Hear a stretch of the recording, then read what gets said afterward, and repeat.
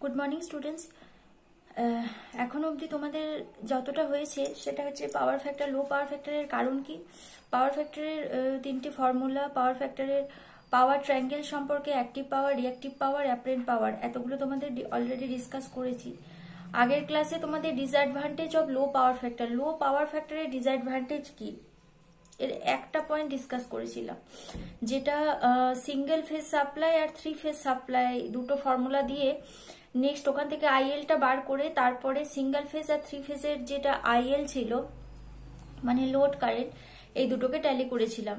তারপর একটা পয়েন্ট পেয়েছিলাম যে it is clear from the above equation for fixed power and voltage the load current is inversely proportional to the power factor and lower power factor is higher load current, inversely proportional যেহেতু সেহেতু এটা আমরা পেয়েছিলাম।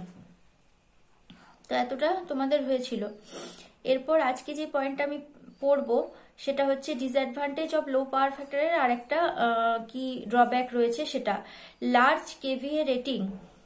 কেভিএর full form হচ্ছে kilo volt ampere. Large KVA rating of equipment, এটার ফলে কি disadvantage হতে পারে সেটা আমরা জানবো। আচ্ছা, the electrical machinery like example হিসেবে বলতে পারি alternator, transformer, switch gear is always rated in KVA। এই সমস্ত মেশিনগুলো KVA তে রেটিং করা থাকে, ঠিক আছে। এবার KVA এর ফর্মুলা আমরা কি জানি, KVA সমান KW divided by cos phi, kilowatt divided by cos phi মানে পাওয়ার ফ্যাক্টর যেটা। ইট ইজ ক্লিয়ার দ্যাট, এখান থেকে আমরা ক্লিয়ার বুঝতে পারছি যে KVA rating of the equipment is inversely proportional to the power factor. বোঝা গেল KVA সমান KW divided by cos phi। তাহলে এই ফর্মুলাটা থেকে আমরা বুঝতে পারছি KVA rating of the equipment is inversely proportional to the power factor, মানে KVA রেটিং যদি বাড়ে পাওয়ার ফ্যাক্টর কমবে, KVA রেটিং যদি কমে পাওয়ার ফ্যাক্টর বাড়বে। The smaller power factor the large is the KVA rating, যেটা আমি এখনই বললাম। দেয়ারফোর অ্যাট লো পাওয়ার ফ্যাক্টরে কি হচ্ছে, the KVA rating of the equipment has to be made more, বেশি পরিমাণে তৈরি হচ্ছে, making the equipment larger and expensive. তৈরি করতে অনেকটা মানে কি বলবো, বড় তৈরি করতে অনেকটা খরচা ব্যয় সাপেক্ষ হচ্ছে, ঠিক আছে। আচ্ছা, নেক্সট পয়েন্ট হচ্ছে greater conductor size. Conductor size যদি গ্রেটার হয় তাহলে পাওয়ার ফ্যাক্টরের কি ডিসঅ্যাডভান্টেজ সেখান থেকে আসতে পারে। To transmit or distribute a fixed amount of power at constant voltage, the conductor will have to carry more current at low power factor.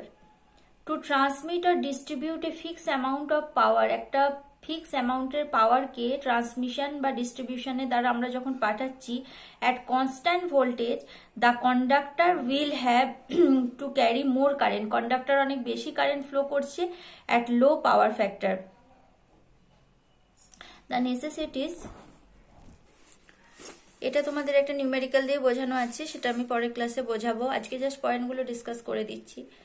Larger copper loss বেশি হয় এই পাওয়ার ফ্যাক্টরের একটা ডিসঅ্যাডভান্টেজ জন্য। The large current at low power factor cause more I²R loss. The large current at low power ফ্যাক্টরে বেশি current causes, এর কারণের জন্য I²R লস মানে কপার লস অনেক বেশি হয় in all the elements of the supply system. আচ্ছা, the result in poor efficiency, এর ফলে কি হয়, যেটা এফিসিয়েন্সি টোটাল সিস্টেমে সেটা অনেকটা ডাউন হয়ে যায়। আর একবার বলছি, the large current at low power factor, যখন লো পাওয়ার ফ্যাক্টরেতে কারেন্টের পরিমাণ অনেক বেশি থাকে, কজ মোর I²R লস, তার মেন কারণ হচ্ছে I²R লস বাড়তে থাকে in all the elements of the supply system, সমস্ত এলিমেন্টস এই সাপ্লাই সিস্টেমে। The result in poor efficiency, এর ফলে কি হচ্ছে, এফিসিয়েন্সি পুয়ার হচ্ছে। Poor voltage regulation, next point, poor voltage regulation, next point. The large current at low lagging power factor cause greater voltage drop in alternator, transformer, transmission line and distribution. আরেকবার, the large current at low lagging power factor, low lagging power factor A large current causes the greater voltage drop, এর ফলে voltage drop হয় in alternator, transformer এবং transmission line and distribution line. This result এর ফলে in the decreased voltage available at the supply end, voltage যেটা supply end এ সেটা অনেকটা কমে যায়।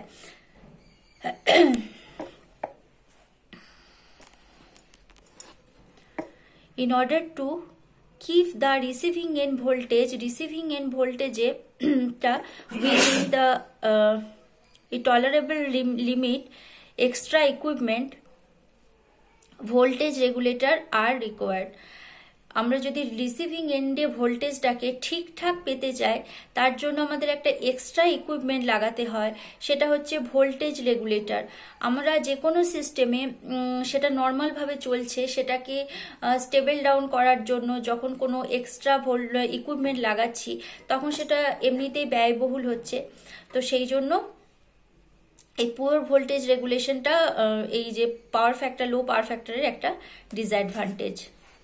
Next point, reduce the handling capacity of the system.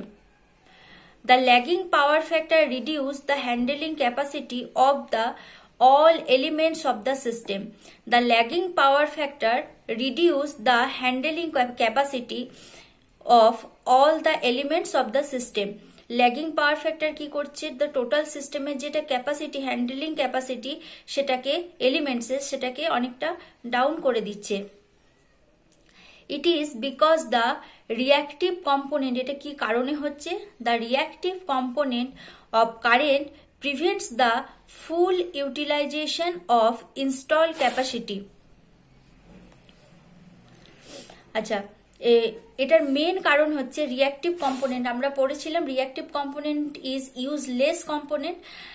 তো এখানে পয়েন্টটা ডিসকাস করছে যে রিঅ্যাক্টিভ পাওয়ারের এই ঘটনাটার জন্য, মানে reduce the handling capacity of the system, একটা সিস্টেমের ক্যাপাসিটিকে কম করার জন্য রিঅ্যাক্টিভ পাওয়ার সেখানে মানে কি বলবো, কি ক্যারেক্টার প্লে করছে, এটাকে এক কথা বলা যেতে পারে। It is because the reactive component মানে কেভিএআর অফ কারেন্ট প্রিভেন্টস, বাধা দিচ্ছে the full utilization of install capacity, যেটা ইনস্টল ক্যাপাসিটি যেটা ইউটিলাইজ হবে সিস্টেমে সেটাকে রিঅ্যাক্টিভ কম্পোনেন্ট বাধা দিচ্ছে, যার ফলে সিস্টেমের হ্যান্ডলিং ক্যাপাসিটি অনেকটা রিডিউস হয়ে যাচ্ছে। আচ্ছা, তাহলে এই এতগুলো পয়েন্ট তোমাদের বলা হলো, যার মধ্যে প্রথম আমি সিঙ্গেল ফেজ আর 3 ফেজের ফর্মুলা দিয়ে আগের ক্লাসে ওটাকে বলেছি, ওটাকে একটা বলবে। নেক্সট হচ্ছে large KVA rating of equipment, KVA rating যদি বেশি হয় সেই ক্ষেত্রে কি প্রভাব পড়ছে। আচ্ছা, কন্ডাক্টর সাইজ, গেটার কন্ডাক্টর সাইজ, এটা জাস্ট পয়েন্টটা বলবে, এর মধ্যে একটা নিউমেরিক্যাল আছে সেটাকে পরে ডিসকাস করব। নেক্সট হচ্ছে larger copper loss, okay. Poor voltage regulation poor. আচ্ছা, reduce the handling capacity of the সিস্টেমে যেটা হ্যান্ডলিং ক্যাপাসিটি সেটাও রিডিউস হচ্ছে। তো এই 6টা পয়েন্ট তোমরা এটা সম্পর্কে জানলে যে কি কি ডিসঅ্যাডভান্টেজ হয় লো ল্যাগিং পাওয়ার ফ্যাক্টরে। নেক্সট ক্লাসে আমি পাওয়ার ফ্যাক্টর ইমপ্রুভমেন্ট, আমরা তো পড়লাম যে causes of low power factor কি কারণে হচ্ছে। আচ্ছা, পাওয়ার ফ্যাক্টর কম থাকলে সিস্টেমের মধ্যে কি কি ডিসঅ্যাডভান্টেজ তৈরি হচ্ছে সেটাও জানলাম। এবার যে ডিসঅ্যাডভান্টেজটা তৈরি হয়েছে সেটাকে আমাদের ওভারকাম করতে হবে, সেই ওভারকামের টপিকটা হচ্ছে power factor improvement. Power factor improvement কি করব, কিভাবে করব সেটা জানবো। আর পাওয়ার ফ্যাক্টর ইমপ্রুভমেন্ট করার জন্য আমরা কিছু কি বলবো ডিভাইস ইউজ করব, সেই ডিভাইসগুলো সম্পর্কে একটু আমরা জানবো, যেমন static capacitor, synchronous condenser, phase advancer, এই সমস্ত ইকুইপমেন্টগুলো আমরা পাওয়ার ফ্যাক্টর ইমপ্রুভমেন্টের জন্য ইউজ করে থাকি। তো সেগুলো স্টেপ বাই স্টেপ আসবো। আজকের জন্য তোমাদের এটুকুই থাক, নেক্সট ক্লাসে আমি নেক্সট টপিক নিয়ে ডিসকাস করবো।